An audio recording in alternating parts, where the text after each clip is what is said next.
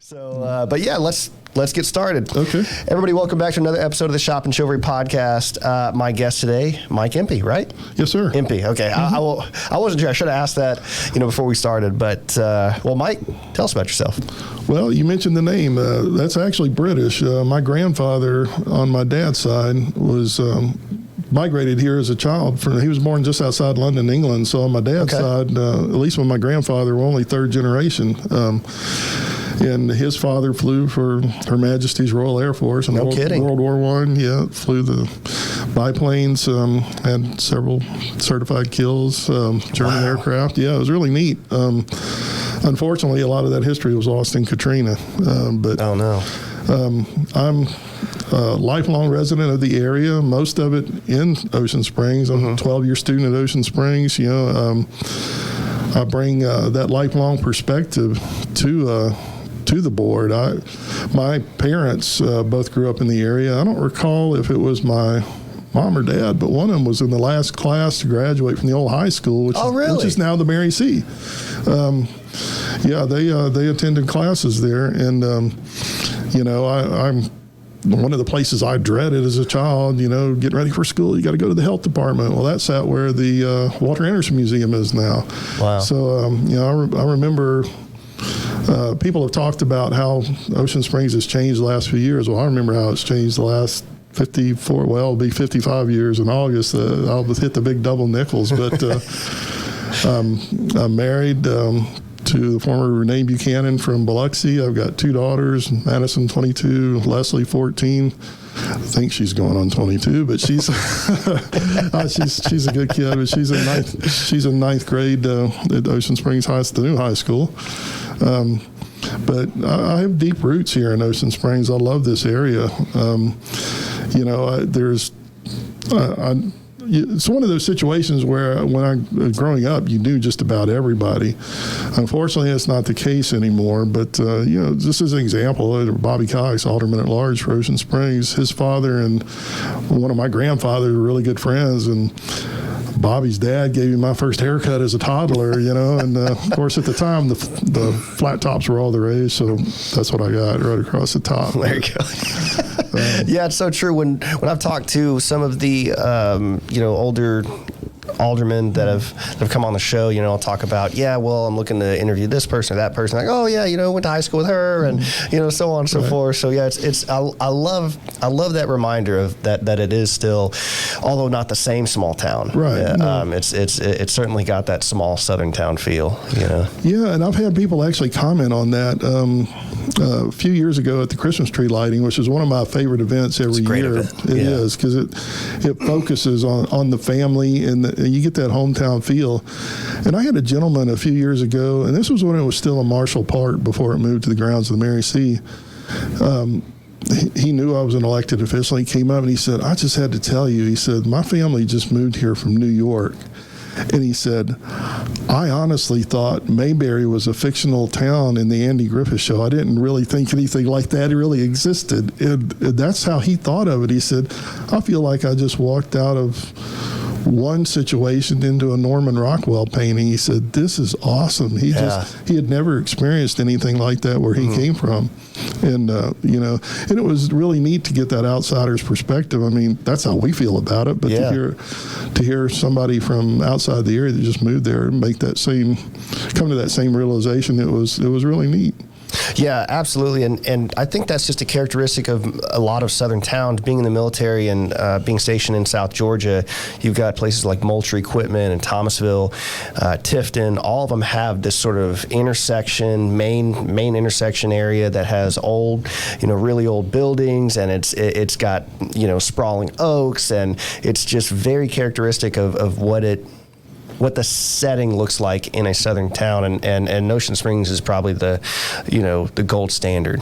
I'm not sure how Madison would feel about that, but I certainly think it's the gold standard. I like to think it is. We had the Southern Legislative Conference here a few years ago, and a lot of the activity, it was on the coast, but a lot of the activities took place in Ocean Springs, and thanks to one of our state representatives, Hank Zuber, he worked with Speaker Gunn, and Speaker Gunn said, when he come to the coast, he had to come to Ocean Springs. He was, that's with a lot of the legislators, and it really makes me feel good. Because I go to these events with other city officials around the state, and I consistently hear, how does Ocean Springs do what it does?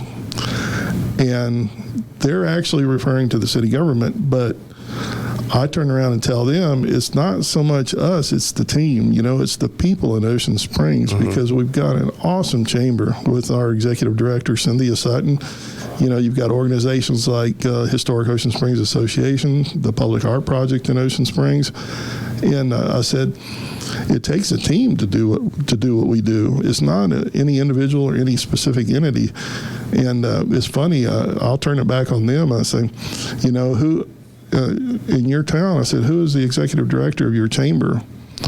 And typically I get blank stares, and I said, that's where you start. Sure. And, about lost consciousness, one time the guy looked at the other gentleman, and I'm not going to tell you where they're from, but he said, do we have a chamber of commerce? And I was like, oh my goodness. Oh goodness. Yeah. Well, now you know where to start. Yeah, it's perfect. And but it isn't just having a good team, because you can have a good team that works well together. But one of the things that people in Ocean Springs do is they understand what they have. These people from New York, they think Mayberry's a fictional town, but it's actually Ocean Springs. But we understand what we have, and maybe social media helps that, because we can see like what other parts of the country look like more often. And the people that run are charged with protecting that for the future, evolving the city, but never losing the essence of the city. And I think that's something that our local officials, yourself included, do very well. They don't want to let that go. So it's not just having the right team, but having people that understand the spirit, live the life, and cherish it deeply. Right. You've got to change with the times to an extent, but you never forget that the Frenchmen landed here in 1699 on the beaches of Ocean Springs, and it was the first capital of Louisiana colony. We're steeped in history, and you can't lose that. We all grew up watching the landings on the beach, and some participating in it, and so it's an you cannot separate history in art from Ocean Springs. Not at all. If you did, it wouldn't be Ocean Springs anymore. That's right. And speaking on change, the landscape changing, Fort Maurepas used to be an actual fort there. We went there multiple times when I was in school here. So. Right, and they had the replica, which was taken out by Katrina. Even though that actual location of that fort they think was further north in what's now the Cherokee Glen, Lover's Lane area, which is where the 1699 stone was found. But we enjoyed that. But we've got the park there now with the pavilion. We have, once we get it restored from the damage that the last hurricane did, we'll have outdoor events there again. We got the splash pad in the park, the statue of Pierre Lemoyne d'Iberville. d'Iberville. So, and to recognize the history of the place, but it's there again. That's something that evolved. The fort, while it was interesting, it got used every year for 1699 in the occasional event. But there again, it's morphed into a park. It's a lot more people use the area now. Yeah, there's certainly greater utility of the park. I wasn't make the case that should have stayed necessarily, but it's just a remembrance, a tangible remembrance of what existed at some point on the peninsula there. So, a friend of mine, Heath Kendrick, he came on the podcast. He was one of my first episodes, and he talked about metal detecting. And I did not understand how interesting metal detecting was. Legitimately, I thought, I don't know how I'm going to have a conversation about metal detecting, but it was an amazing topic, and he told me about the history of kind of that area of Ocean Springs, and about how there was, a prison out there as well, and it was, again, it was a site to watch oncoming ships that were, trying to come come through the bay and whatnot. It was a defensive posture for the French as well. So right, yeah, they had the old coaling station down on the front beach area when the steamships would come through. I was reading recently about the history of what's now Aunt Jenny's. The gentleman that built that was from New Orleans, and he made a lot of his money and fortune by running a ferry back and forth across Fort Bayou. Oh, really? And, yeah, before the bridge was there, so that's where a lot of his money came from. And, you could spend literally days just going through, fascinating little stories like that about Ocean Springs, and that's another reason why I love the area. Yeah, I took my wife to the actual springs that are out there, the setup. Right. She had never gone. I remember going there in school, but she didn't know that even that existed back there either, like there was an actual ocean spring, like that's... Right, yeah. Yeah, it was like a healing place. Yeah, originally it was, one of the names was Lynchburg, and then named after a prominent family in the area, and then eventually it became, they changed the name to reflect the two largest draws of the town, which was the ocean and the natural, as they put it, the healing springs. Right. And of course it's retained that name ever since. Sure. But, sure. Well, we talked about the tree on Fort Marpole. That might be a good place to start. What's the issue with the tree there? Well, unfortunately, it was heavily damaged by Hurricane Zeta. It's leaning at a severe angle. And now that we've been put on notice by one of our arborists, our insurance carrier has taken that information where, if that tree continues to stand, there will be no insurance coverage for that area if someone were to get hurt, or the city would be on the hook for that. And it's unfortunate. I love the trees, but is it worth the risk to see somebody hurt and the city put? We keep hearing, lawsuits. Well, that has the potential to be a big one. Mm-hmm. For sure, and I'm told, obviously won't say any names, but I'm told that arborists will give an opinion of whether or not the tree can be saved and safely rerouted, but they won't put their name on it, kind of deal. So, and again, we don't have to speak on that, right? But that's just what I'm told. And so, unfortunately, the only thing that's been able to be put on paper, which is what's necessary in the climate of government, you've got to have somebody sign saying, "Look, this is I'm somebody certified that can have an opinion on it, weigh in on this." And the only thing we're getting is, well, it's a liability. The tree should come down. Well, and yeah, the subject you're referring to, even in that case, they're talking about cranes and, it's not like you can just, go out there and stick a timber on the other side of the tree. This is not your small fruit tree from Lowe's. No, absolutely not. Yeah, this is a tree that might have been there when the French landed. Yeah, and man, you hate to see things like that, but we've lost a lot of things like that along the coast. Beauvoir is basically a replica now. It was lost during Katrina. Yeah, you had Toledano Manor, which was totally wiped out. You've had a lot of landmarks like that just totally erased by these hurricanes, and it's an unfortunate effect of the area we live in. Yeah. Well, hopefully, as a woodworker, I would hate to see the tree go to waste. Maybe have it slabbed out and given to a local woodworker to. I made that very point during. We've got one of our public works gentlemen that does the wood carvings, and there's him and there's some other folks around town, and I had brought up that very topic. If we do have to lose the tree, at least let it be turned into something that if nothing else, slab it out. Right. Because oaks are beautiful on the inside. They really are, and that one undoubtedly has some history, behind it. And with as large as it is, I'm sure the lines running through it are amazing. So I'm sure they are. You see what they did with some of the ones in Biloxi after Katrina. I'll look at them every day on the way to work. I heard a rumor. I'm not sure if you heard this, but that somebody was doing that to the trees initially, and it was the artist noticed, but he was doing it either at night or something during the curfews at the time, and they were actually irritated by it, and they were trying to find out who it was because they were considering it vandalism.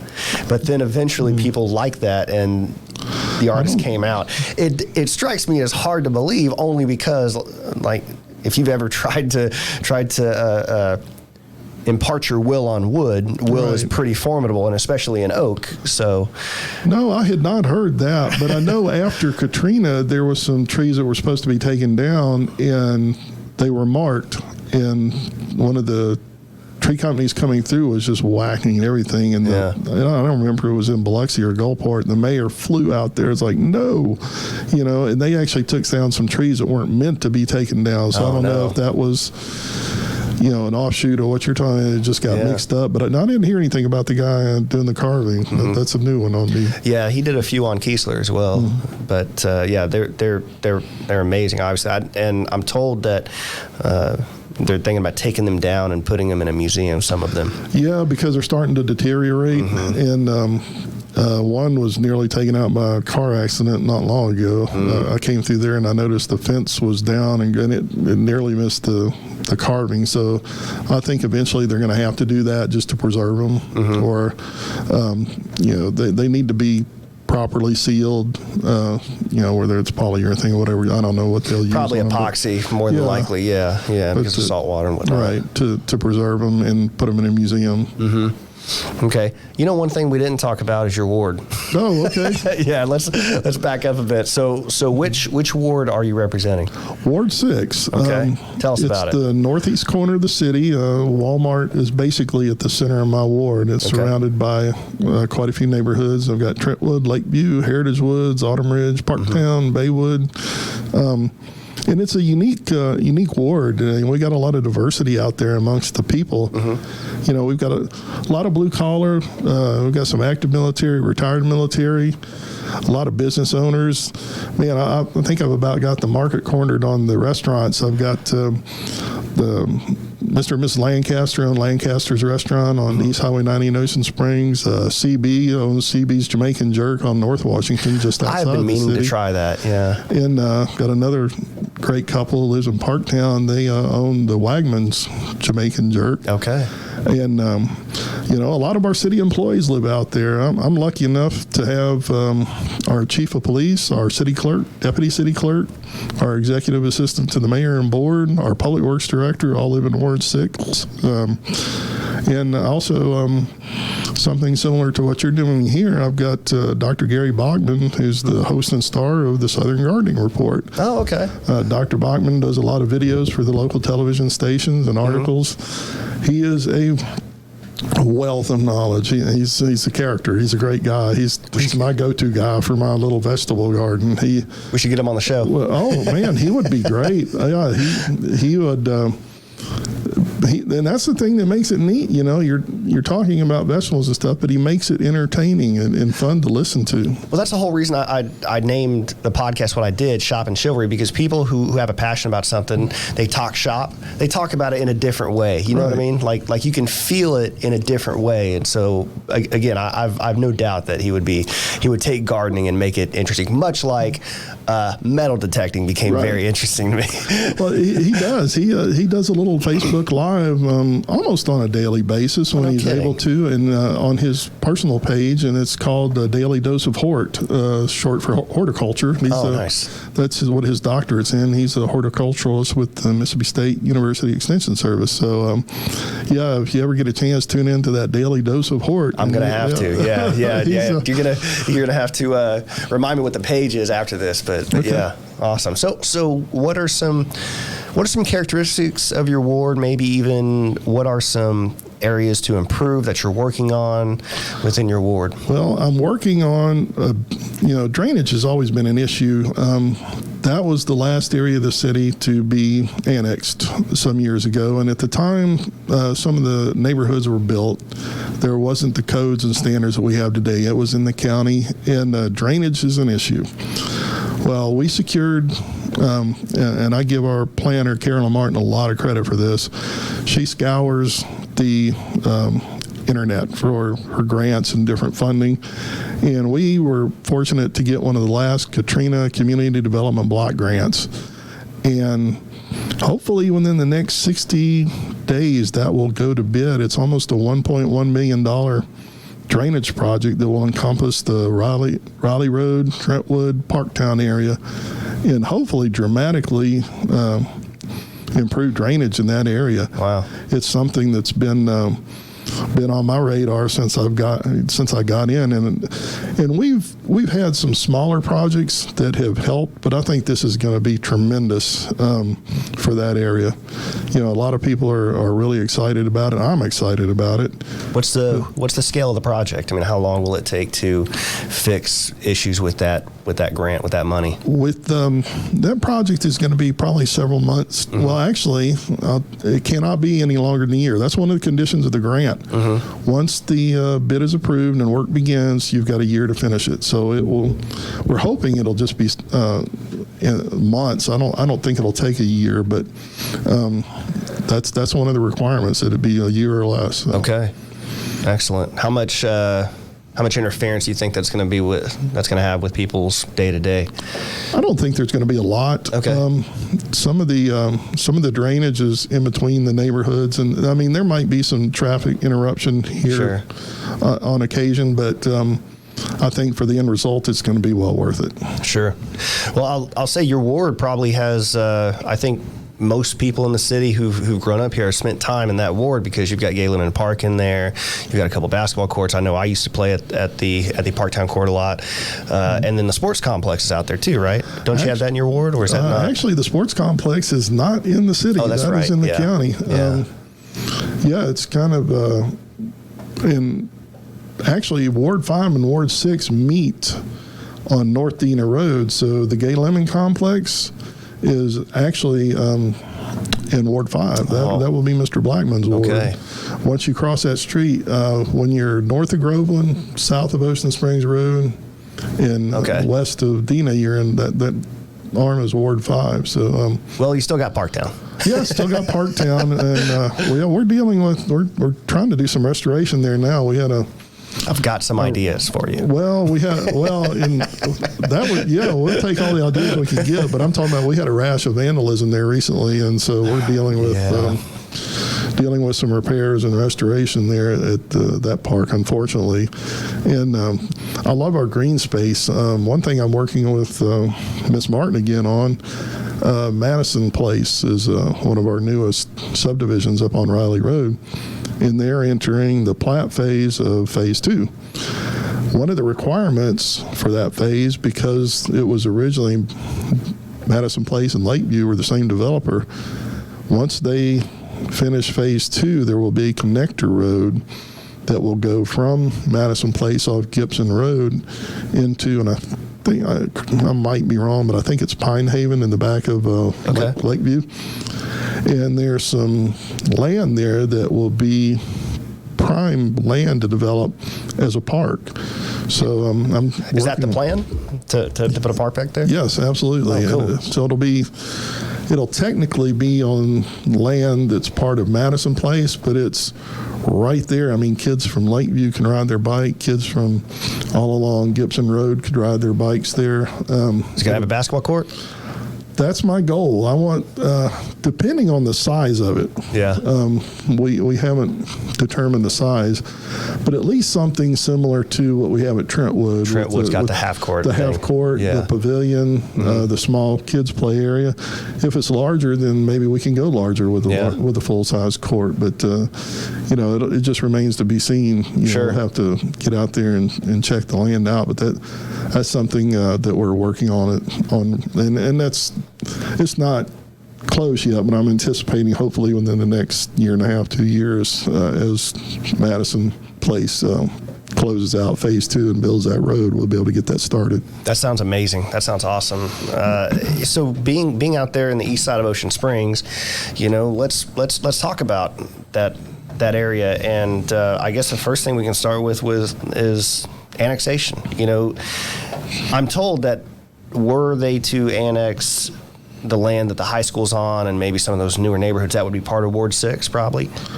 At this particular time, every 10 years, excuse me, based on the census, they have to redistrict the wards. So, yeah, I'm assuming that would be in Ward 6. Well, it would be in Ward 6 initially, but once all the figures and the population is tabulated for this last census, then they will have to redraw the ward lines based on that. So, yeah, I'm sure that'll remain in Ward 6, but, it's possible Ward 5 would encroach. And that's a question that's come up during this election quite a few times is, well, our ward is you look at the map, and our ward is this big, and Ward 6 is, humongous. It's population. Population-based, some of the, that makes sense. The ward, especially like Ward 3 downtown, there's such a concentration of population. And it actually makes it a little more difficult for some of us because when we have more roads, the population's more spread out, but you got more roads, more drainage to take care of. So it has its pros and cons. Sure. That makes sense. What are your thoughts of the high school being outside of city limits? Is that a problem? It's not a problem for me. That's where my daughter goes to school. Right. But I mean, you would like to. Typically, you would like to have all your facilities within the city limits. But the school. I think that's something a lot of people misunderstand. The school board operates, and the school operates as a separate entity. Right. The city. I get people that get in touch with me sometimes fussing about school issues. I was like, we have no control. Yeah, it's its own district. Yeah. They're their own entity. So. Cool. Yeah. Well, what about annexing north of 90 all the way up? Because I've heard plans all the way up to like the Shed and whatnot. And we have looked at that on a preliminary basis up to about the preserve golf course on the south side. On the west side of 57 up to. Right. And but once you take in the industrial park on 57, which is the Sunplex, they're already on our water system. But once you take that in, then you're looking at another fire station, and there was even some preliminary talks with Gaucher. Gaucher has a fire station, I think, right across 57 in that area. I think, if I remember correctly, I think it's on Brown Road. But there was even some talk at one time of possibly splitting the costs and between us and Gaucher on that fire station, and adding so that we have a shift available. Should something happen at Ocean Springs. I hate to use the phrase, but you got to think outside the box sometimes. Yeah, yeah. And in this case, outside of the city limits. By a few feet, but yeah. So, and it's something I think we've got to look to in the future, but I don't know that that's an immediate concern right now. My biggest concern is developing the east end of town. Yeah, it's a hot topic. It is, and actually, we've had a little movement in that direction. We've got the new Tractor Supply. We've got the Canvas Apartments, which are going up just west of St. Paul United Methodist, and that's going to be 150 nice units. And then there's a piece of land across the highway from Tractor Supply that people have asked me about, and that the current plans call for that to be a mixed use with apartments in the rear and commercial, possibly office space in the front of the development along the highway. But I'm really excited. I get to bring a little news and an exclusive to you. Okay, yeah. Shop and Chivalry podcast today. Let's hear it. Not long ago, we had a lot of interest in Aldi grocery store. Okay. And when that stopped, we took a lot of grief. Oh my goodness, what did the city do? Well, the city didn't do anything. Is that part of the problem? Should they have been? Well, no. It was just a little change in corporate philosophy. Sure. I stayed on top of it because it was in my ward, and Aldi pulled back a little because they weren't as quick getting their distribution centers up, I think, is what they wanted to be. Well, that distribution center broke ground this week in Loxley, Alabama, and Aldi has since. The last time it was in the media, and it was a big topic. Aldi has completed design review with the city, and that project will move forward on the same spot, same location near Navigator Credit Union in East Ocean Springs. We just don't have a timeline on it yet. But I think what they're going to do is they're going to either complete or near completion on that distribution warehouse in Loxley, Alabama, and then they're going to move forward with the construction of their stores.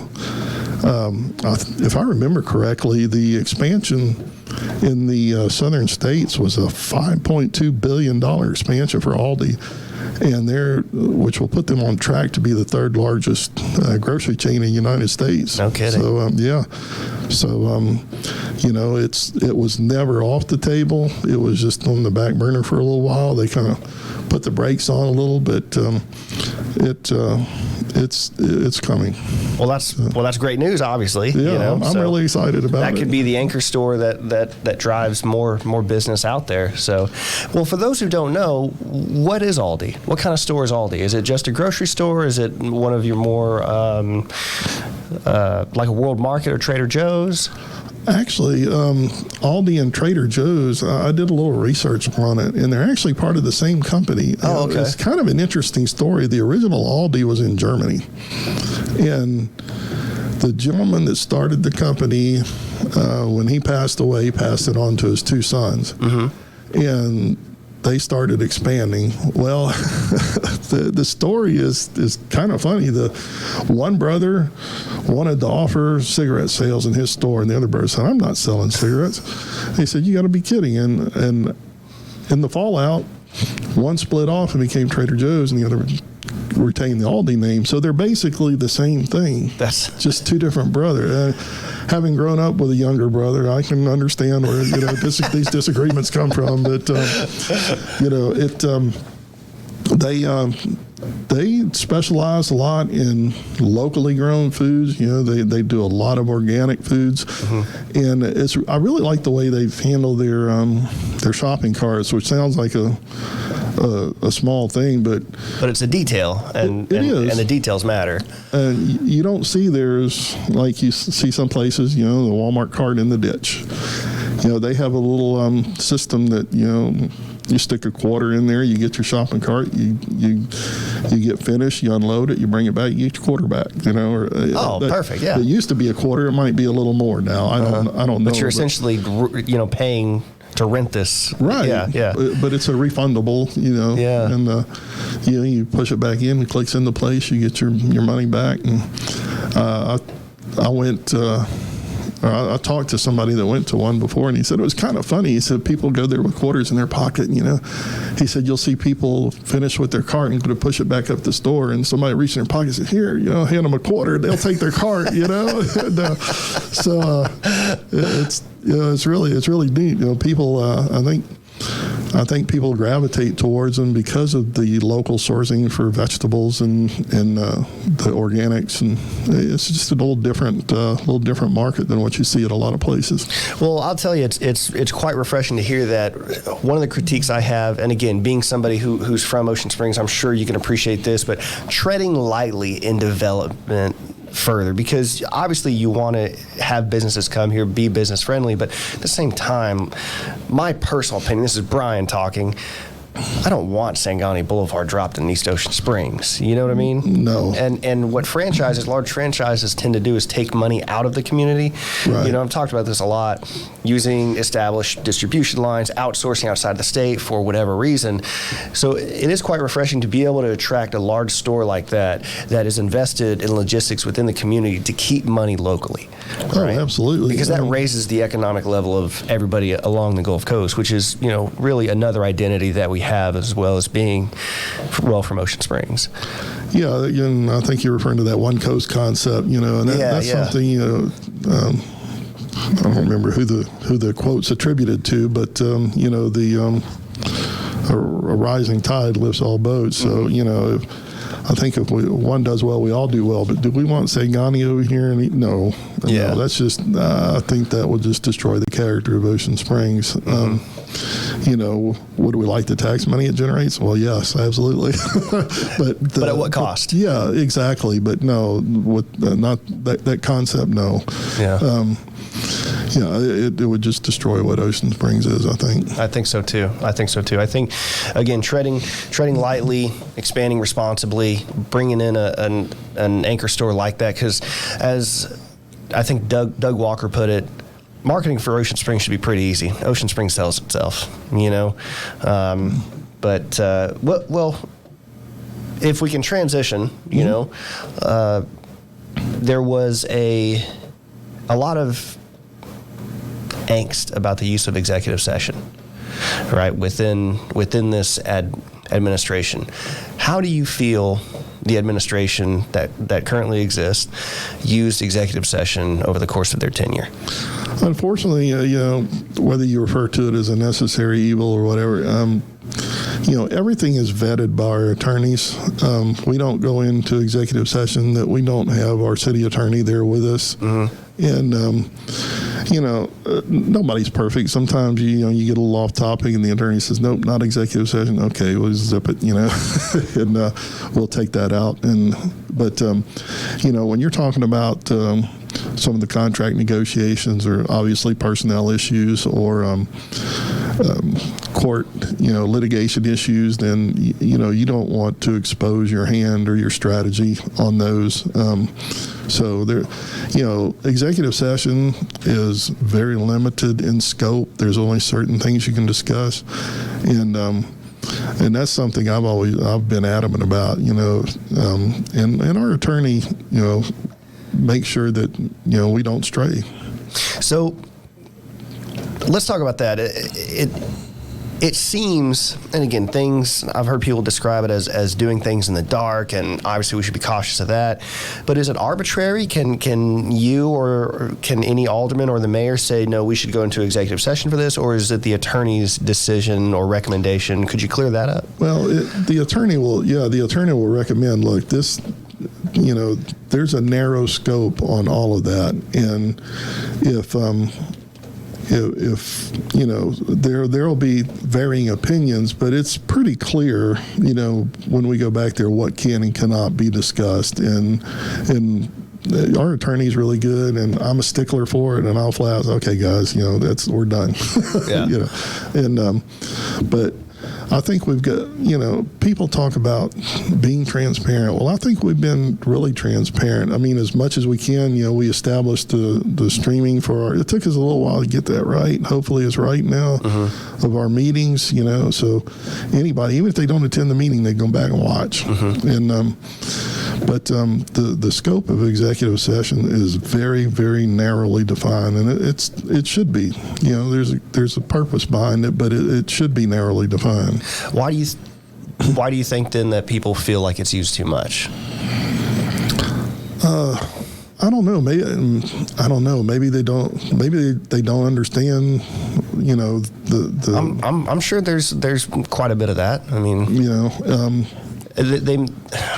it's really hard to, it's hard to say what somebody else or why they may think the way they do. Well, and fair enough. And they're also looking at public discussions as public discussions under the American, democratic concept. And so they say, well, C-SPAN goes into Congress and records these meetings, and so we can have access to all of that. But of course, there's plenty that C-SPAN doesn't cover that Congress talks about, and I think falls into the same category. But I think it's hard for people to understand that it's actually protecting the city to do some of these things sometimes, and they just, from the narrow view of well, it's public, I elected you, this is America, I should be able to know what you're talking about. And you're right, that's a good point you make. A lot of times it is, issues with employees is to protect the privacy of that employee, obviously. And in case of litigation, it is to protect the city. There are times when we just can't say in public what we would like to say. Unfortunately, we've got to keep it shut, or we could put the city in even greater legal peril.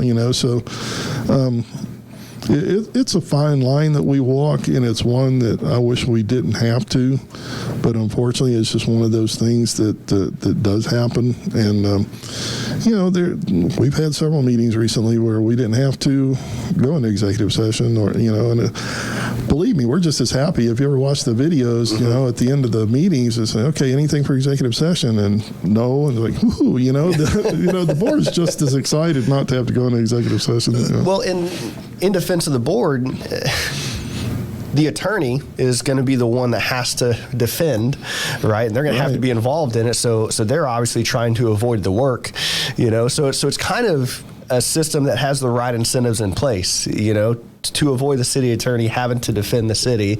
They're the person that should give the recommendation. And after all, unless they are gung-ho about going to court, they should be pretty keen on what can and can't be used for executive session, I would think. Oh, absolutely. I mean, we could be sanctioned for misuse of executive session by the state. And I think, if I remember correctly, the last city on the coast that was Bay St. Louis. And it's more than just executive session. There's the sunshine law. We've got to be careful if more than 4 aldermen. Now, if it's a social occasion, the alderman can be there for it. But if there's some kind of decision making and or the potential for discussion about a project or something, more than 4 aldermen or more show up, then that constitutes a quorum. We have to be really careful. We watch ourselves all the time. Yeah. Even to the extent now with social media and emails, you cannot email the other alderman and say, "Hey guys, we got this thing coming up. What do y'all think about it?"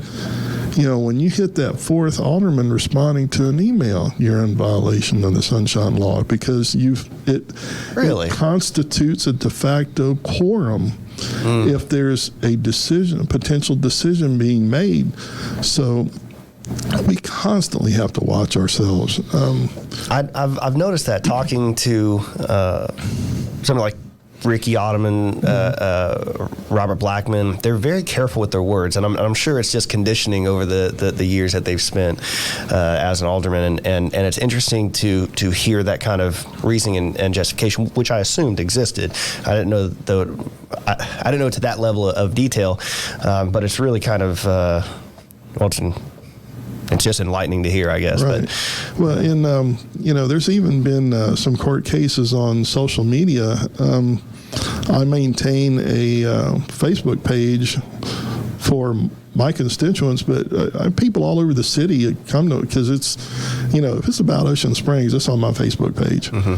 And when there have been court decisions that say when you primarily keep a social media presence for what they consider political purposes, then people can say what they want to say. If somebody's, they've had cases where people have maintained pages like mine, and then somebody comes in and says, "Well, you're an idiot. I can't believe you voted this way," and they say, "Okay, unfriend." Guess what? You're in violation of free speech at that point because it's a site for political purposes, and we've been right. The utility of it is for your political advantage, and as an elected official, and that's interesting. It really, my wife and daughter, I've learned over time. Sometimes I think, oh my goodness, what I want to respond and I don't. And my wife, better than most of us. Yeah, my wife and daughter says, "Oh my God, I can't believe they said that. Aren't you gonna say no? Just let it go." You kind of have to. Yeah, you got. I guarantee you, if you're going to run for office, you have got to have thick skin. Well, it's funny. I think the new power, by you saying that, the new power of the people is on wielding social media. But I've made the case to just close friends that I think something like Facebook is getting to the point of being considered a public utility, and I think you can see that with features that they have in there, like Facebook, especially where you can be marked safe from something. Right. I've been in military organizations where they mandated that you would mark safe on that, and of course I question the legality of that.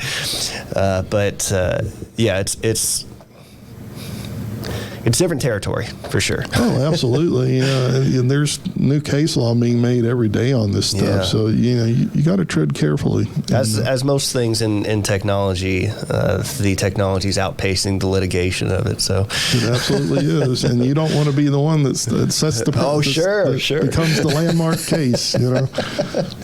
Yeah, that's so true. So we talked about development in East Ocean Springs. Are there any other pockets of development that you see, or I'd say pockets of opportunity that you see in Ocean Springs for development, whether they be annexing up north on Washington, north of Fort Bayou, or further development west of Ocean or in West Ocean Springs? It amazes me that people still continue to find places to develop in the downtown and the west end of Ocean Springs. And there is some land down there that could be developed. But I think the primary opportunity lies out east in Ward 6. We've got a lot of land out there, and it's prime. We do have some wetlands issues, and that's always going to be there. Mm-hmm. But I'll give credit. I don't know how many administrations ago it was. It was for my time in office that they got a community development block grant. They ran water and sewer to all that land out on East 90 all the way out to 57, and so it's ready to go. There wouldn't be any really, as far as some of the infrastructure, there wouldn't be a lot for the city, for these developments. It's ready to go.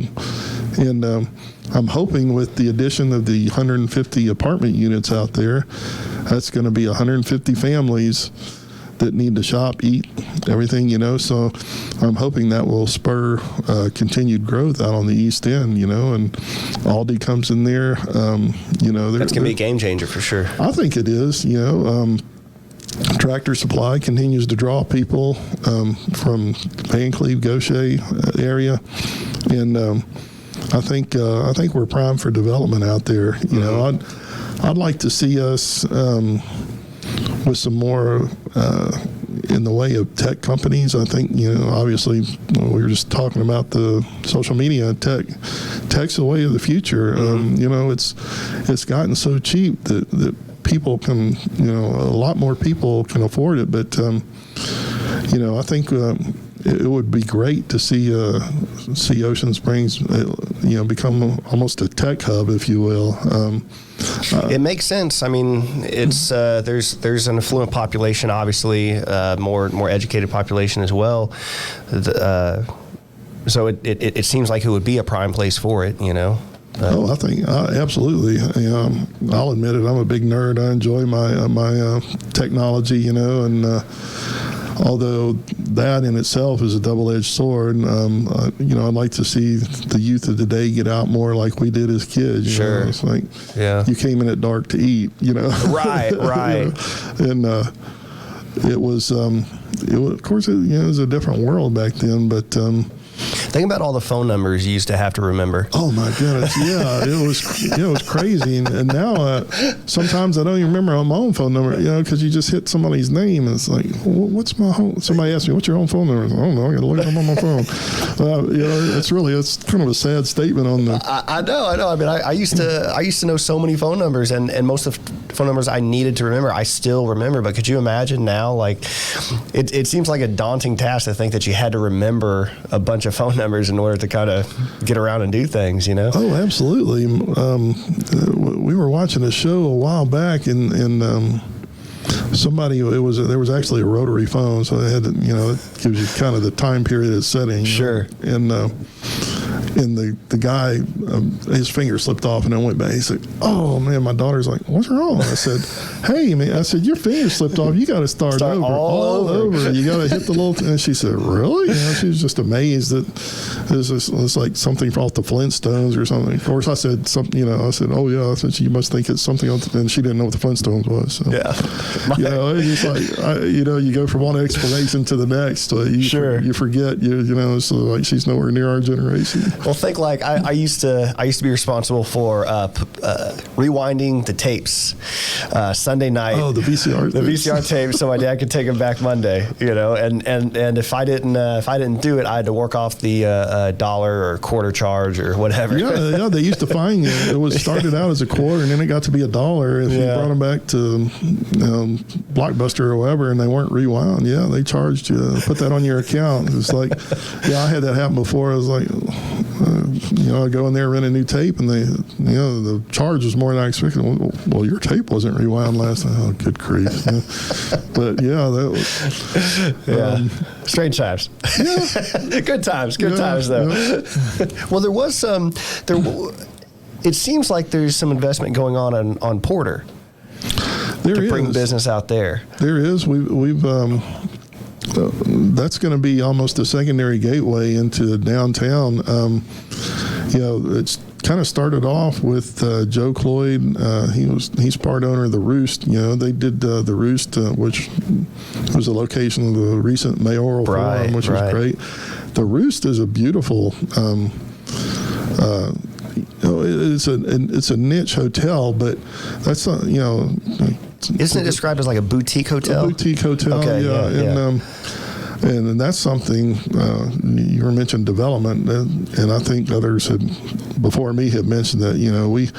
We have put together a package in the past that. Along with the chamber, we developed that showed the demographics and what kind of hotels it would support, and the chamber continues to send that out. That's something I think we desperately need to support the tournaments and things going on at the sports complex. But even some of our events in downtown, I think that would be great. We have people come in for Peter Anderson, cruising the coast, and I ran into a gentleman not long ago. For the life of me, I can't remember where, but it was a small town north of here. We were at a conference, and he said, "What do y'all have going on in Ocean Springs?" He said, "I go downtown on the weekends, and half my town is gone." I said, "Where is everybody?" He said, "Oh, they're in Ocean Springs. They got a festival this weekend, And he said, we're going to have to change things and keep people. I said, no, we're fine. We're comfortable with it. Keep on sending them down. That's right. We're happy. As long as the outcome is income, right? There it's good go. for the city. Right. And it's kind of interesting, you go through downtown on the weekends, and I do this sometimes when I go through downtown. Just slow down and look at the tag, and you see Florida, Alabama, Louisiana, and or north of here, Georgia County and some of the other counties north of here, and Ocean Springs is a destination, and we want to keep it that way. Well, the downtown especially, right.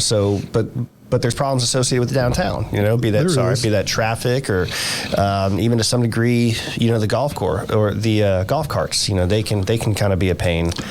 They can. Full disclosure, on the golf carts, when that originally passed, it was a 6-1 vote. Were you the one? I was the one. Okay, look at the foresight you had. Yeah, what were you thinking at the time? Well, I was in. I had been to another town not long before that had the golf carts. And I saw issues with it then, and I said, man, I just don't know if that's, it's going to create more harm than it does good. And were they issues that we're seeing now? Yes. Oh, okay.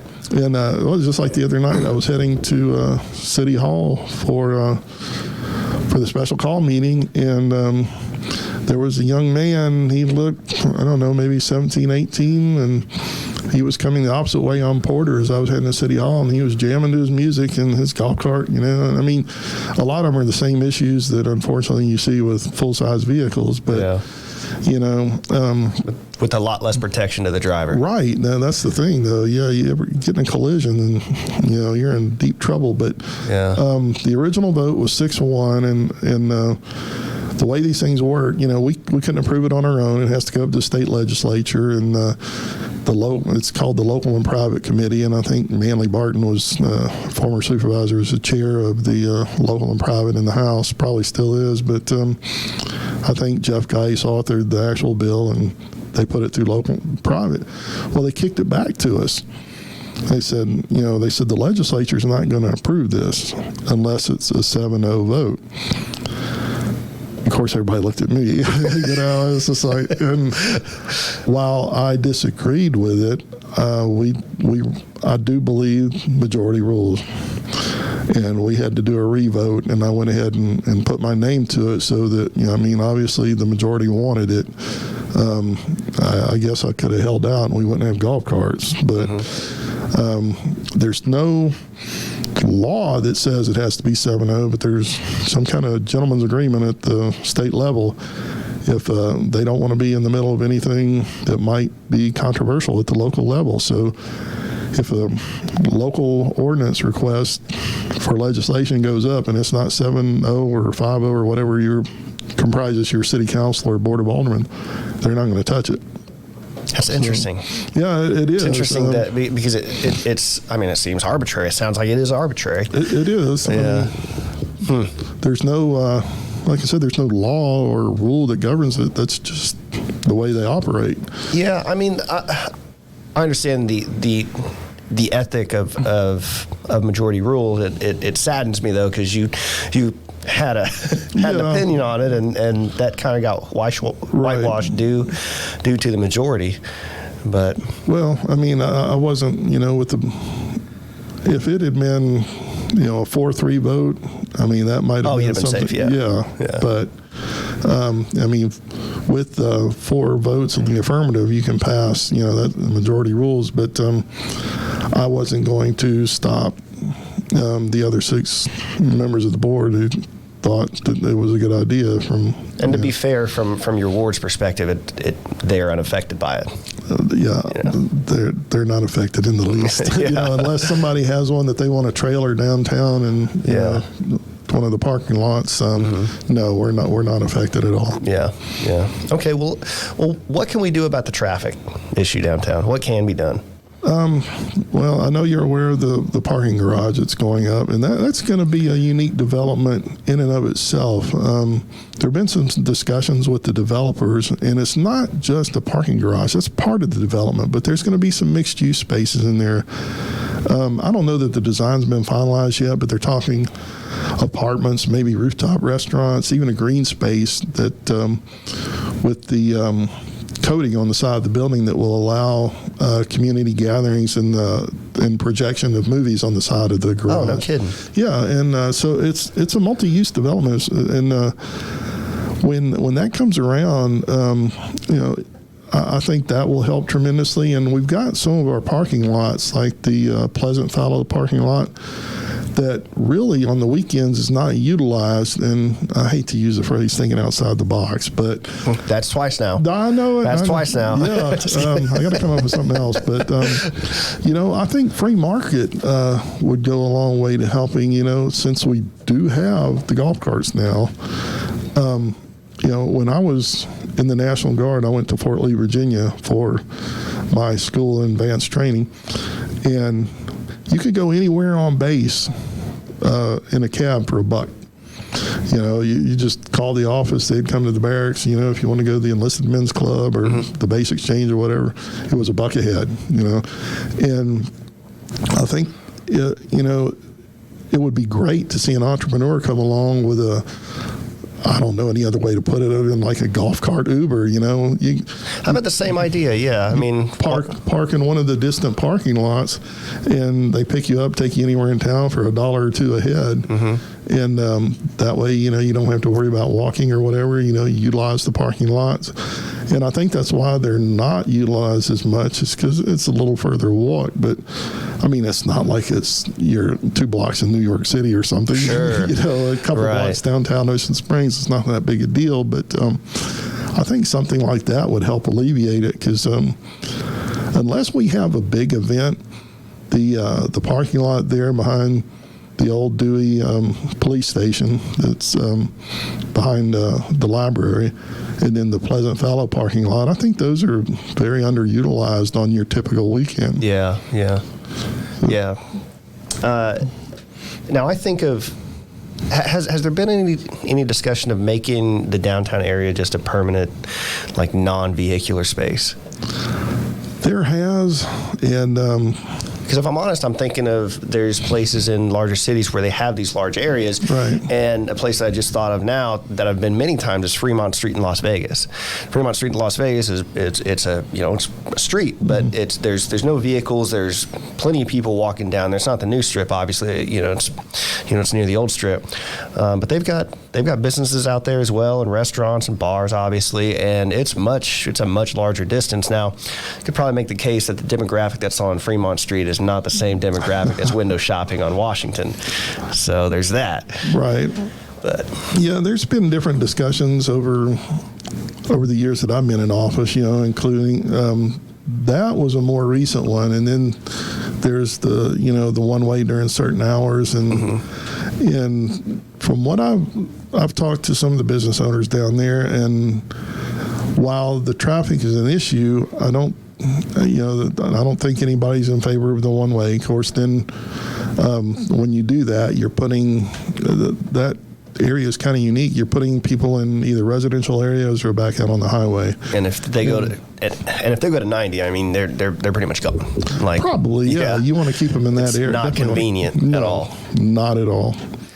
And it's one of those situations where I don't honestly know if there is a good solution. Yeah. And I know folks don't want to hear that. It's really funny when you get into elected office, there's this perception that the day after you win, there's this secret ceremony where they take you in a back room and they crack your head open and they just pour all this knowledge. And it's like you should have the answers to everything. Unfortunately, we're humans, and I've learned a lot since I've been in office, and I think one of the biggest things I learned, and I'll give him all the credit in the world, I learned a lot from this gentleman, former Alderman Jerry Dalgo. Jerry, he was a numbers guy. He knew the budget frontwards and backwards, but the most important thing he taught me was that there's no way you can have the answers to all the questions. He says there's just no way.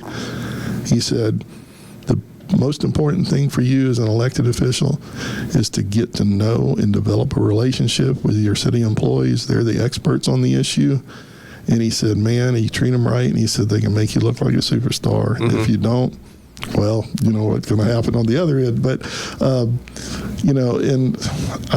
honestly, we're still looking at it, and I just don't know honestly, I don't know what a good solution is. I mean, it's good to have that problem where you got so many people that want to be in your downtown area that you do have that issue. But I don't know what a good solution is. It sounds like it. I'm fearful that the downtown traffic problem is a stranglehold. It strikes me as an area of diminishing marginal returns where you can build the business because it is a favorable business climate, but you don't have the way to support the people coming in and out and actually shopping there. And I think of Porter especially. We invest in Porter and build there, but there's no place for people to park, or they have to park at the parking garage, and the parking garage would be in the opposite direction in a major way from anything on Porter. They're going to have to go through 3 streets in order to get to Porter walking. Now, the solution of having maybe a golf cart taxi, and maybe the market will actually provide that. It's possible. So and there's no reason really that a business themselves couldn't do that. You just like park at the parking garage, we'll come get you. Whether you want to eat at their restaurant or whatever the case may be, it's like you park there, you let us know, make your reservation at the restaurant, and we'll come pick you up. With the golf cart or whatever. I wouldn't be surprised if there's not some deal that's had between the person who owns the golf cart rental place and the local businesses, and they'll pay him a fee for anybody that comes and comes to their businesses that use that service. And again, if there's a need, if you believe in this way, the free market may provide that solution, because they're pretty close to where the parking garage would go. Oh, absolutely. Yeah, they're just down the street. And that's that is something that I thought I didn't think we'd see. When they first came to the board with their idea about the golf cart rental, I thought, man, that's not going to be... from the perspective of the one down vote. Yeah, for the one guy. But, it has been tremendous.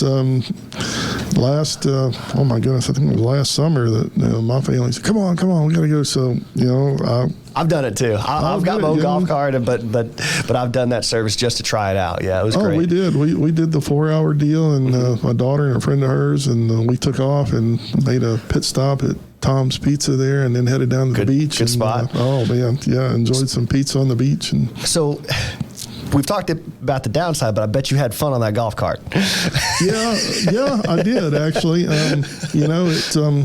It was just something cool about driving down the street in a golf cart. Of course, it was responsibly operated. Sure. That day, and they made sure the kids had their seatbelt on. But my daughter and her friend, they had a blast. And I think the most unsafe thing about the golf carts as you drive them is the seatbelt, if I'm honest, because you can't vacate the vehicle if something's happening. Well, that's probably true, but I flipped a golf cart once on a golf course, and being able to jump out was very convenient.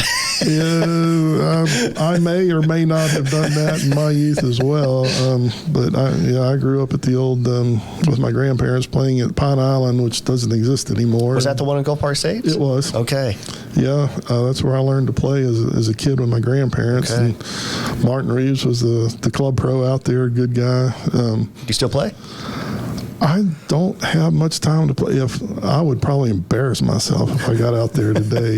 But it was great growing up though, because we spent a lot of time with my grandparents, and then they always played. And my grandfather picked it up when he was in the military. He was rather probably unique in the military. When he first entered, he was in the Army.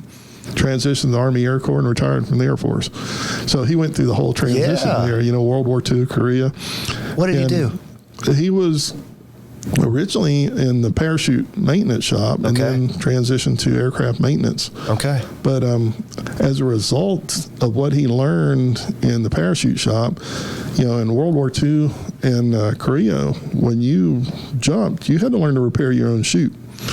So he had these shops with sewing machines, and he said, there was a whole classroom full of everybody from privates to colonels. He said, if you learn to jump, you learn to sew and repair your own chute. That's incredible. So he learned how to sew, and he learned sewing machine maintenance. And anybody that's lived in Ocean Springs, at least they're around my age, will remember right across from what is now Oak Park Elementary, used to be East Elementary at the time, and it's a record shop now. Maynard's? Yes, Maynard's. That was my grandfather's shop. Half of it was a friend of his, Marie, and I always have difficulty with this name, Marie Oberneuferman. Okay. She had Marie's Fabrics. The other half was Impey Sewing Machine Sales and Repair. And he had that shop for many, many years. But my grandfather, I miss him. He was a character. But when he was hired out of the Air Force, when he retired from Eglin Air Force Base and came here to Biloxi, or to Ocean Springs, but to manage the store that was getting ready to open in the new Edgewater Mall. There were about a dozen stores when Edgewater Mall first opened, and Singer Sewing Machines was one of them. And he was the manager of that store when Edgewater Mall opened. But he got to where he didn't care for the sales side because, that was a good old day. Somebody called you and said, I want to look at a machine. Well, you loaded that thing up in your car and you took it out, set it up at the home, and if you sold it, great. If you didn't, you had to lug it back to the store. Sure, so he ended up opening his own shop here in Ocean Springs and for a lot of years. But it was, I enjoyed, spending time with them. We spent a lot of time on the golf course. Yeah. But those old Singer sewing machines are engineering marvels. I'm sure you can appreciate, and it's interesting. They haven't changed too much, but they've been completely digitized. Obviously, my wife's got one. She sews. She's gotten into dressmaking recently, but she's got a new one that you can like type stuff into and adjust and all that stuff. There's no rigging involved or anything. Well, he was really. I remember when not long after he opened. Well, I remember him telling me about it. I was too young to remember the actual event, but I remember when he left Singer because they switched their internal gears, and they went from the metal and composite gears to plastic gears. And he said, man, these machines just aren't going to last. And he switched, he quit carrying the Singer and went to, it's called New Holmes sewing machines, because they still had the metal gears. And he said, if they're not going to produce quality machines, I'm not going to sell them. I love that. That's fantastic. Not that he did a lot of sales, but most of his business there was repairs. But well, still, I mean, I'm sure it's probably easier to some degree to repair something that's got to be true. I mean, older cars are easier to repair. There's less plastic and more metal in those. I would assume there's something generational in the manufacturing of things, right. And in order things that just. They're easier to diagnose, easier to fix. Oh, yeah. I mean, the older cars didn't have the computer chips and all those electronics in them. You know, they were pretty straightforward. But I bought a car one time for $100. It was a 2006 Hyundai Tiburon. This guy had jumped it backwards. You know, so he reversed the polarity, positive to negative, negative to positive. No. And so we fried the computer, the body module on it. So it wouldn't start. And my buddy was going to try his hand at fixing it. He couldn't get it done. I said, I tell you what, bring it over to the house. I'll give you your $100 back. I thought I'd try it. I'm pretty good electrically. And I got in the schematic, found the solenoid for the starter. You know, the body module gave the ground to activate the solenoid, or the relay rather. And so I just took a piece of Romex and jumped it. You know, jumped the contacts, car fired right up. So, ended up fixing that and selling it. And and I'm sure you didn't rub it in. It's like, oh, my goodness, it was tremendously difficult. I did. Oh, you know I did. In fact, he came over and I took him in a ride. Oh, my goodness. I'm sure he really appreciated it. Oh, yeah. Well, you know, you got to appreciate my friendships. Yeah, that's excellent. Well, okay, so we talked about downtown. We talked about a lot. Goodness, let's move to a topic that I wanted to bring up earlier. But you're talking about giving data to the Chamber of Commerce to get to send out to get businesses. I'm curious. There was a firm that you guys had contracted out to, right? And I know the money was allocated specifically for commerce, right? And it was $30,000 that had to be paid up front, and then they were going to source out or try and bring businesses to the city. It didn't go as planned. No, it did not. That was the retail coach, and unfortunately, I mean, they're a national corporation. They've got a great reputation.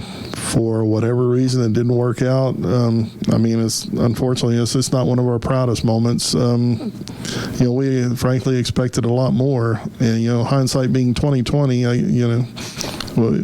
guess we should have approached it differently. But that's one thing I've never claimed is perfection. I've been a fiscal conservative. From the time I went into office 8 years ago, that's something that we've concentrated on is the budget. I've been on the finance committee the entire time I've been in office, human resources most of that time, and with the help of Alderman Cox and at the time Alderman Cody, we established a new committee, the insurance committee, which has initially saved the city a ton of money. We've scrutinized the budget, streamlined processes, and tightened up, even combined positions and stuff over the years. And, we finished the last fiscal year, we rolled over somewhere in the neighborhood of $800,000 or $900,000 to the new budget this year. And that's after putting $100,000 for the last 2 years in the reserve fund, allocating monies to street sweeper, boom truck. I think Public Works picked up 5 new vehicles. They were in need. So we've done some good things over the years and getting the budget under control. The first year I came into office, I don't think I had been in office a month, and they came to us and said, look, we're not doing so good. We're going to have to cut across the board. Every department in that city had to cut their budget. And I think we finished with $24,000 in the bank to carry over into the new year. So it was tough, yeah. But we got in there and we dug. That insurance committee I talked about that's now permanent. That first year, we went in and scrutinized. Alderman Cox and myself had asked about the renewal of insurance policy, which is our blanket policy that covers all city facilities. Vehicles, right? And we got in there and met with the insurance agent, put it out with some brokers, and had them compete. Rolled some of our small parks and rec policies into that overall policy, and that first year we reduced it from $290,000 annual premium to right at $210,000. So an $80,000 reduction in just the establishment of the committee and the first review, essentially. Right. Wow, that's incredible. Yeah, that renewal, and now it's become a permanent committee. Alderman Cox and myself have been on it every year since, along with the mayor, the HR director, the city clerk, and we work with our agent every year, and we've added things over the years. A few years ago, we added a cyber clause to the policy. If we get hit with a cyber attack and a ransom, they take care of it, and up to a certain dollar amount, obviously, and I don't recall what that is, but we've tweaked it here and there as, and we're probably going to have to do that again this year with Hurricane Zeta and some of the other disaster. We had hurricane after hurricane last year, and the insurance industry as a whole paid out a lot of money. Mm-hmm. Yeah, and they certainly took a hit. So, insurance rates are going up, and we're going to have to, I think, be a little creative to keep those insurance costs under control, but that's what the committee's for, But as far as the retail coach goes, I wish we'd got more out of that. I think we did. I think Lost Pizza was one of theirs, and I'm not sure if I heard Dollar General was actually one of them. Yeah, I heard that recently. It could have been. We and I think Aldi might have been one, but it was unfortunate. I always approach things in the city when we're talking budget or expenditures. Would I pull money out of my wallet to do this? I look at it like, it is coming out of wallets. It's coming out of the taxpayers' wallets. I was just about to say, that's exactly the perspective you should take. And, a while back, somebody said, man, you need to get a new truck. My personal truck, it's a 06. I got it not long after Katrina. Mm-hmm. It's got 165,000 miles on it, and it's 15 years old. Looks great, runs great. What do I need a new truck for? We have the same philosophy. We have the same philosophy. My wife's Tahoe that we had just recently got her. Well, I say recently, it's been 2 or 3 years now, but that I think it had 240,000 miles on it. Yeah, so show it. Yeah, I'm all about it. I think expenditures, especially in the city, boil down to two things: is it a want or is it a need? Mm-hmm. If it's a need, let's look at it, see if we can get it done. If it's a want and we don't have the money, well, it's going to have to wait. Mm-hmm. But when everything is going up for people except their pay, man, you gotta scrutinize everything, and I make it a point of doing that, and that's why I've enjoyed being on the finance committee, because I think we've been very successful in cutting our expenses and streamlining our processes to where we've got a very efficient budget. And one thing that helped that is we had to bite the bullet and get a new accounting system, which was tremendously expensive. But, and I know you probably fall out of your chair when I tell you this, but the accounting system that it replaced was DOS-based. Oh, was it really? I kid you not. It was from the late 80s. One of the categories in that old system under vehicle maintenance was gas, oil, tires, and here it comes, tubes. Tubes. I could not believe it, but with this has been a tremendous amount of work for our city clerk and accounting office.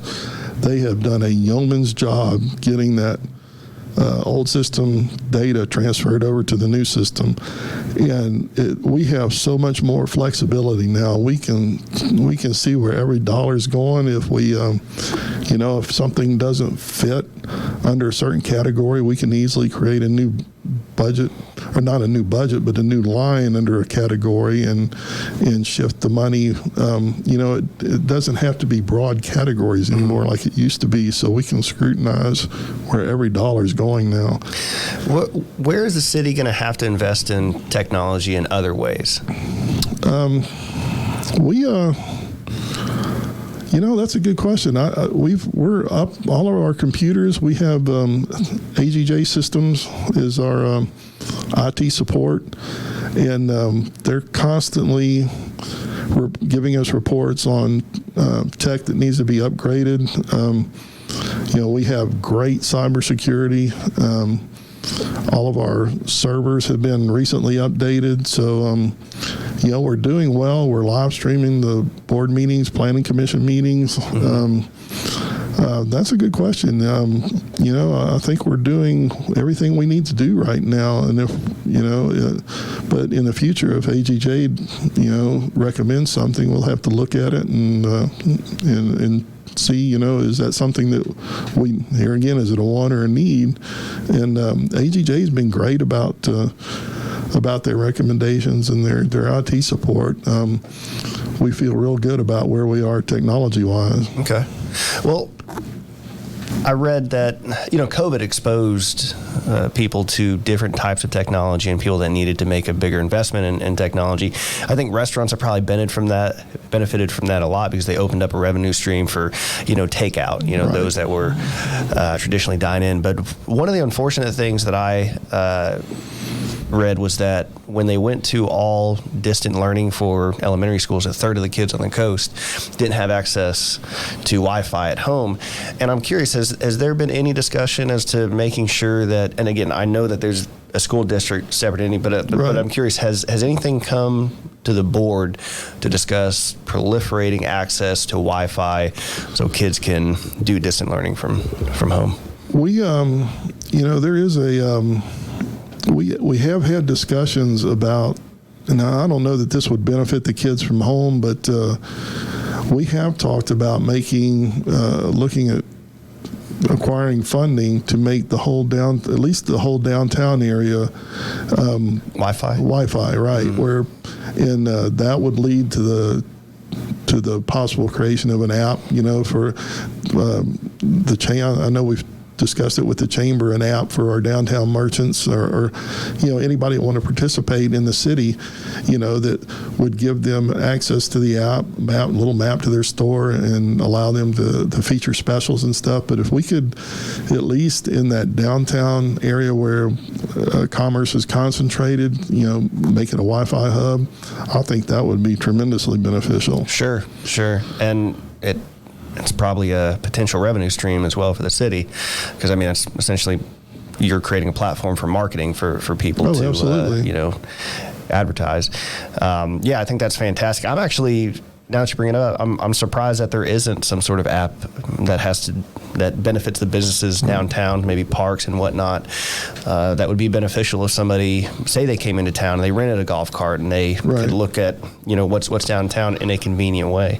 Yeah, I think we need to move towards that way. I know the chamber has some paper maps and stuff that they keep in the chamber that easily that people can easily check out what stores and restaurants are available downtown, and that's distributed to all of our visitors that are interested. It's a great tool, but everybody's leaning towards everybody's got a phone in their hand.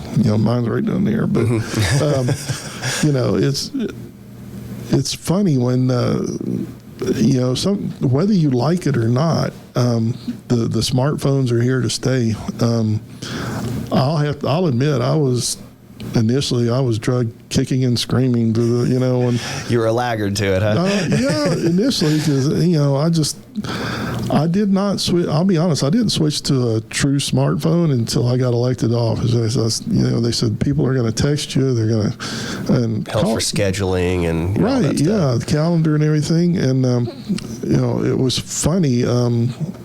But before that, I was it's a phone. I wanted. We went in the phone store, and my wife was kind of looking around, and the guy's like, well, what can I show you today? I said, a phone. He said, well, yeah, I know that, but what do you want to do? I said, make phone calls. He said, yeah, but we got ones with cameras, and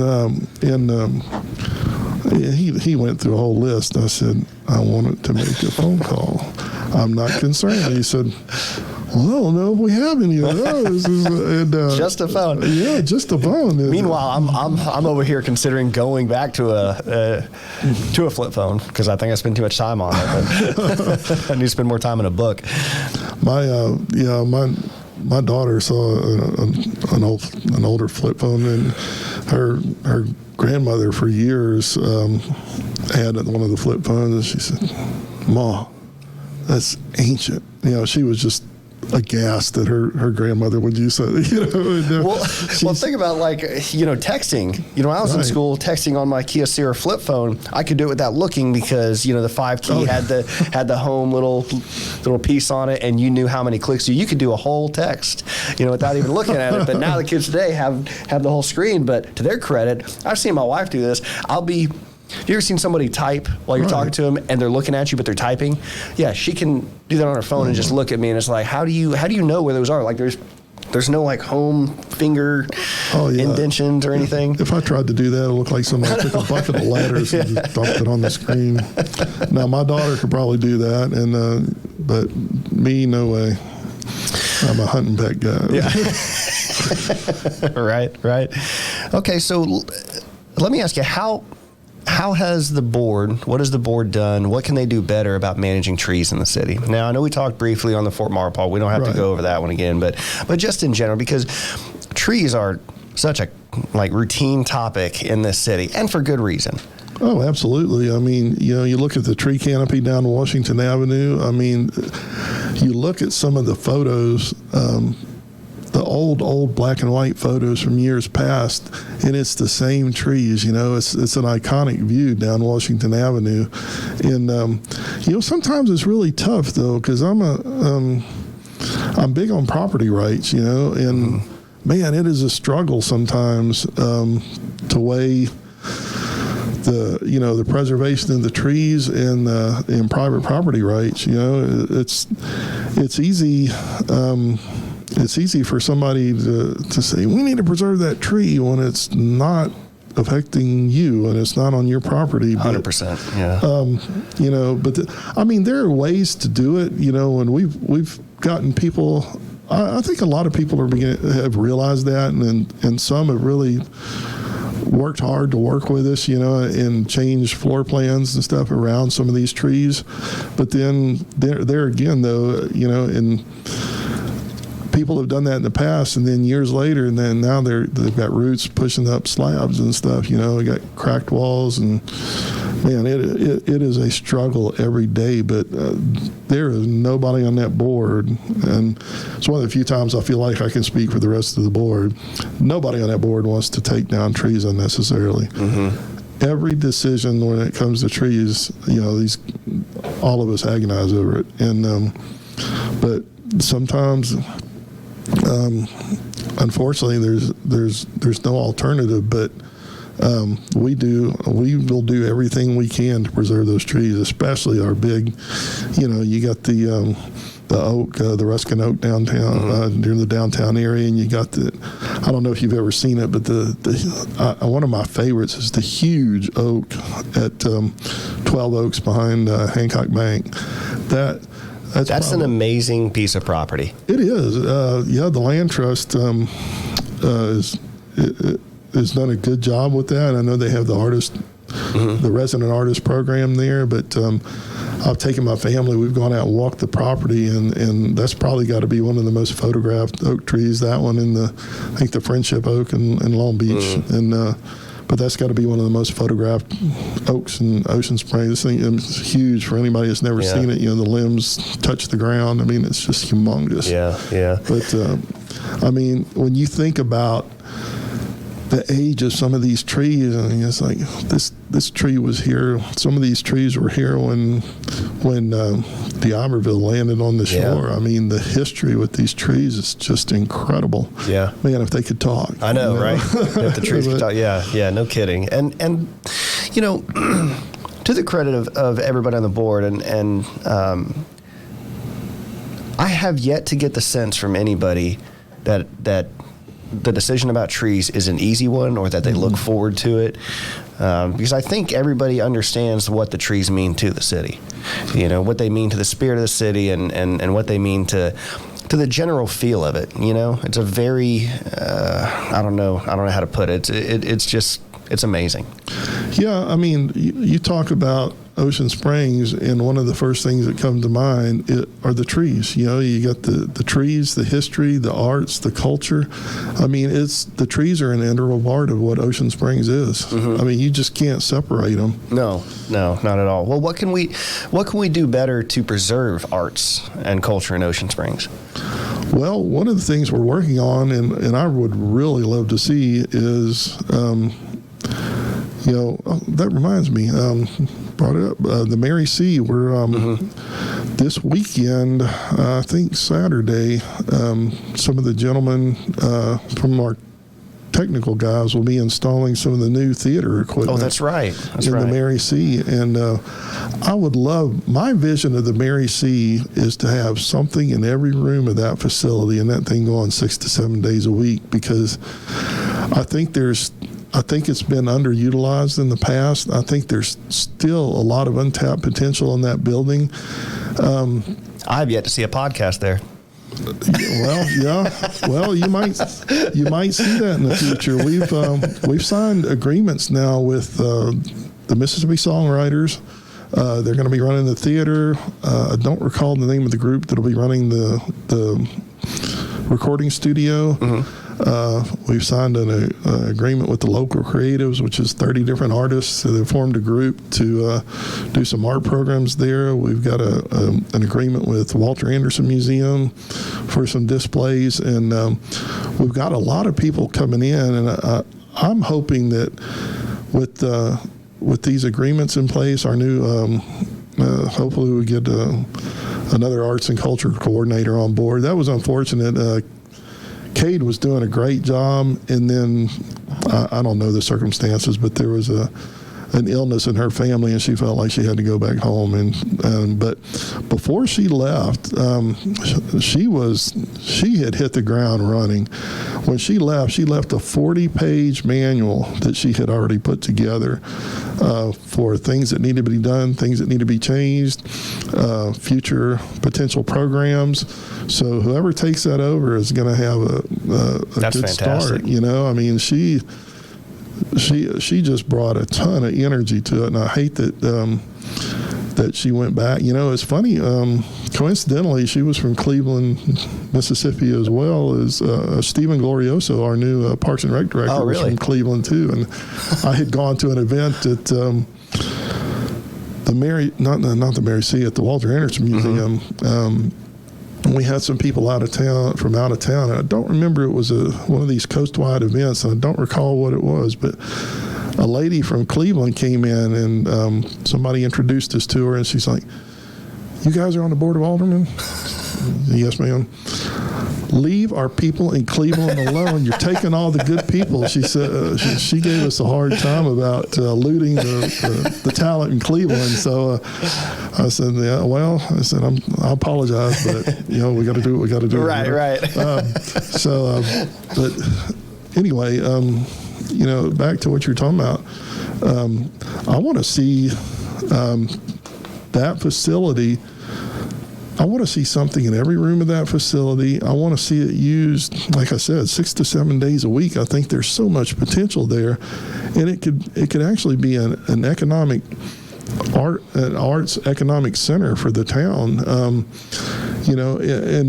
when when you bring in all these classes and events to the theater, it other things in town feed off of that and contribute to it, and it's there's a symbiosis between it and the businesses around it, whether it be the restaurants or the downtown shopping opportunities. But we could, there's even been some talk in the future about when the parking garage goes in, there's some going to be some apartments.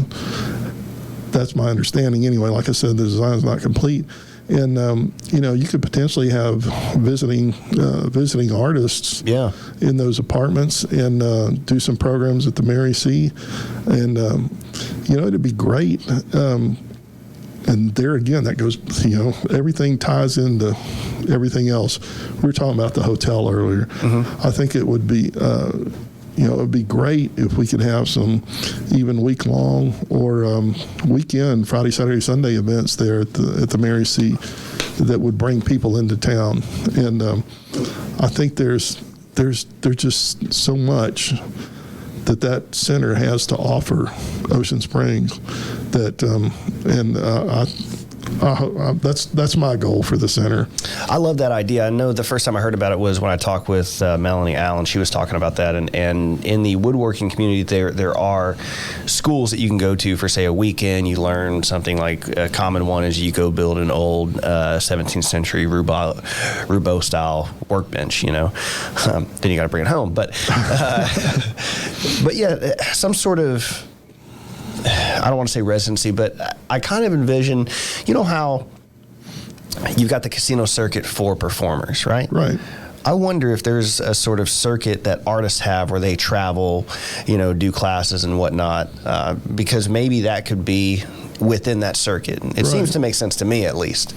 But yeah, that's an interesting idea. But I know I love the center. My family, we've gone to any number of plays and musical performances down there, where we first met some good friends of ours. The first time we ever saw them perform, Sugarcane Jane is the name of the group, Anthony and Savannah Lee Crawford. We've gotten to know them. After that first performance, man, we were so taken by the talent that we followed them, and unfortunately they've been out of action like everybody else with COVID. Man, to have somebody of Anthony's caliber there, although you didn't see his name on a lot, the guy is just a prolific songwriter. He's written like 400 or 500 songs, and I mean, some of these are from like Kenny Rogers and Dwight Yoakam, and some of these, he played with Neil Young for years. He's been with Steve Winwood, Dwight Yoakam. I mean, this guy, and he finally had enough, of the traveling and the being away from home, and he's settled back home in Loxley, Alabama, coincidentally where they're building that. I was just going to say, wow. But, Anthony and Savannah are two tremendously talented people, but we saw them perform there for the first time. We've seen my family, my daughter in particular, she loves the plays, especially musicals. That is her thing. She's a dancer, and she's taking guitar lessons, so she loves to see the stage performances. Yeah. And I can't wait till COVID's off of us and we can return to something that looks like normal and start seeing programs come through that center again. That's right. Well, Mike, we've talked about a lot. Absolutely, we sure have. We'll probably talk about a lot more. Yeah. Well, let me ask you, how can, first of all, is there anything you want to say to everybody out there, maybe how to get in touch with you, and maybe any sort of information you want to put out about how people can read more about you? Yeah, anybody who wants to get in touch with me, my phone number's out there. It's my cell phone direct to me. It's a 228 area code 235-5899. I've got my email address, which is a simple one, like Mike Impey at cableone.net. I appreciate the support I've gotten over the last 8 years. I hope people have the confidence in me to continue to serve them, and that's what it's all about, is service. Yeah. It's about a lot more than, I've heard people say, it's not, some guy actually said to me one time, it's not that big a deal, it's just 2 meetings a month. Yeah, that's what you think. Yeah. No, we spend a lot of time in committee meetings. Like I said, I'm on finance Human Resources and the Insurance Committee. And, if you do this job right, it takes a lot of time. My family knows that, if nothing else, Sunday night before a Tuesday night meeting, Dad's going to be in the office looking over the agenda and researching topics. And I have never set foot in a meeting that I have not looked through every page of that agenda and researched what I need to research, and sent out emails, to our department heads if I have questions.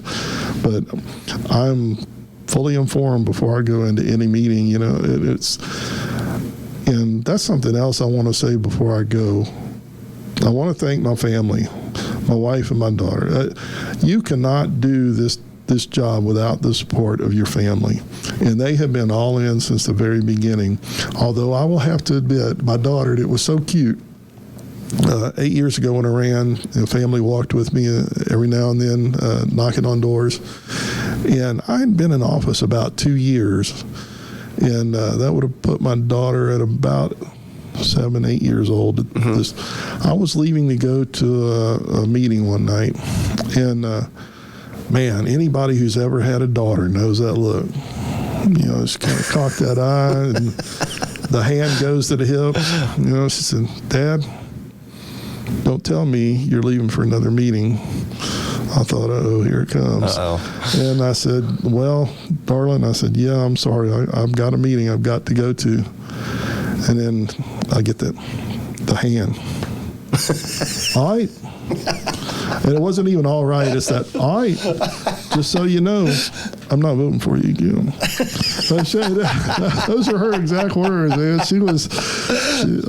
I lost my biggest supporter, man, because of all those meetings, And of course, now she's older. She understands, and they absolutely support what I do. And God bless them for it, because I know it takes a lot of time away sometimes. But there's certainly with any public service, being in the military. I mean, when I was prior to air traffic control, I used to be a flying mechanic, and so I was gone 200 days a year. So in the 5 years I did that, I was it took me to more than 50 countries. But there's certain things you can't get right unless you're all in, and with all that service comes with the opportunity cost. And so every minute that you're doing and providing that service is not a minute that you can spend with your family or doing something else. Right. But, the thing I look at, though, is one of the reasons I'm doing it is for my family and for other people's family. I think we've made a difference. I think I'm going to continue to make a difference. I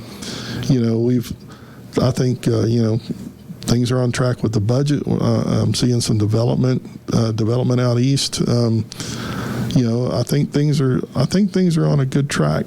I'm excited about what's going on and the potential in the future. When Aldi comes in here, I know that's going to bring a lot of people to Ocean Springs. Yeah. I'm excited about what's going on in the city. Are there things we could do better? There's always things we could do better. Context matters too. Absolutely. There's things that you really wanted to do better, but given the environment or whatever, or legalities that were unforeseen, and did the best you could probably at the time. So nobody's perfect. Yeah, we do the best we can, but I try to approach everything in a common sense manner. And like I said, I look at it like, I'm writing the check for the, would I do this with my personal funds? Because like we said before, those tax dollars are coming out of everybody's pocket, and we need to get the biggest bang for the buck. Of every dollar we spend, it needs to have the maximum benefit for the taxpayers. Yeah, I agree. But my phone number, it's all out there. I got my Facebook page. Anybody that wants to contact me, I'll be happy to meet with them. I'll put all that on the website and whatnot. So I've had some great discussions with people out knocking on doors again, and we're doing some friendships, and you just never know what you're going to run across when you're knocking on doors. He's passed since, but when I ran 8 years ago, some folks wanted to support me. They had a little thought it was kind of a neat idea. In their neighborhood, they had opened their garage and they had a little ice cream social. That's and cool. everybody just came and went, had some different types of ice cream and toppings, Well, their next door neighbor happened to be Bishop Howells, the first bishop of the Biloxi Diocese. And, okay. So, God, he was in his late 80s at the time, and he came over and he had some ice cream, and, he blessed the gathering and everything and visited for a while. And so, you never know who you're going to meet when you go out. And it was really interesting talking to the bishop, and I just enjoy meeting people, and most people, even with COVID, I'm cautious. I've got a mask that says "Real like Mike Impey" on it. I have a little campaign mask, and I'm respectful, knocking on the door, but and I step back, make sure a distance, and people have been receptive. There really hasn't been any kickback on it, and I've had some great conversations with folks. So. If the weather will stay off of me, I'm gonna continue to do that Saturdays. Yeah. I don't like to knock doors on Sunday. That's family day. That's family time, and so I try to keep it to Saturdays, and hopefully the weather will cooperate, and I can continue to do that. Yeah, no kidding. Yeah, it's been very, very rainy recently, but I forgot I do have one more question. Yes, sir. If you got time. Oh, absolutely. I need you to state your position on having a Chick-fil-A in Ocean Springs. I would love to have a Chick-fil-A. I mean, I'm kind of a food guy, So like I said to Doug Walker, that's God's chicken. They have no calories. Oh man, it's guilt free. Well, that'd be awesome, man. That's my daughter's favorite. If we get anywhere near the hour, Mom, we got to go to Chick-fil-A. Yeah, so, for sure. The chicken sandwich, the waffle fries, but absolutely, I would love to have a Chick-fil-A here. Not to say that Cane's and Popeyes, everybody has their niche. For sure. I grew up on Chick-fil-A over. It's not there anymore, but Singer River Mall. That was the first Chick-fil-A in the area. That's right. That's right. And I respect the way they do business. They're closed on Sunday, and but they've got a great product, and it's one of my favorites. It's certainly one of my daughter's favorites, and she doesn't hesitate to let people know about it. There you go. Well, look, again, I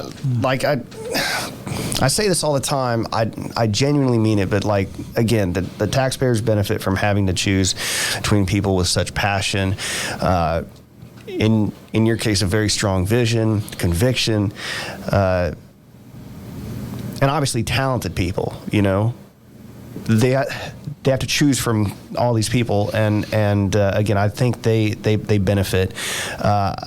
Frankly, I've not heard a bad thing about you. You know what I mean? And it's as far as I'm concerned, I think you do. I think you've done a great job, and I think you'll continue to do the great job that you've done. And I just hope that the voters feel the same way. Well, thank you. I appreciate it. Since I've been in office, I put my heart and soul into it. I've lived here, if not in the city, right outside the city, my whole life. I love Ocean Springs. Mm-hmm. I love everything about Ocean Springs, and I would say blue and gray all the way. There you go. I graduated the high school in '84, and I'm just amazed. I actually got to be, here I go, I'm off on a tangent again. I actually got to be part of the design team on the new high school. We did all the air conditioning design, and the company I worked for previously. Oh, okay. Myron James and Associates. Myron's retired now, and I work for a different engineering resource group, but it was a really neat project. At the time, we used the Mitsubishi, the VRF system. It was the largest facility. It was kind of the United States to utilize that new system. So much so that our engineers ended up being invited to Japan to tour the Mitsubishi facilities. Really? Yeah, it was amazing. We had the vice president of Mitsubishi North American operations come down to Biloxi and take us all to lunch, and and it was new it was brand new technology at the time. Now the Mitsubishi little ductless split system, they're everywhere, and but at the time they weren't. It was a big deal, and we were excited to be able to participate in that project. So I did most of the drawings on the air conditioning in that high school. So it was kind of neat to be able to do something that was being built at home. And that would have such an impact and reach as well. Right. Yeah. It just got everybody's attention all the way back to Japan. So that's incredible. Yeah, it was neat. But like I said before, I'll put my heart and soul into this. I will continue to do so. I don't take any of this for granted. Well, I believe you. Well, I appreciate it. Well, look, Mike, we'll go ahead and wrap it up here. Again, thanks for stopping by, and good luck on your campaign. Thank you. I appreciate it. It's great. This is my first podcast, and well, you did great. Well, thank you. It was easy. I hope to do another one again soon. There you go. All right. Thanks, everybody. See ya. Thank you. Appreciate it. Done. Nothing to it.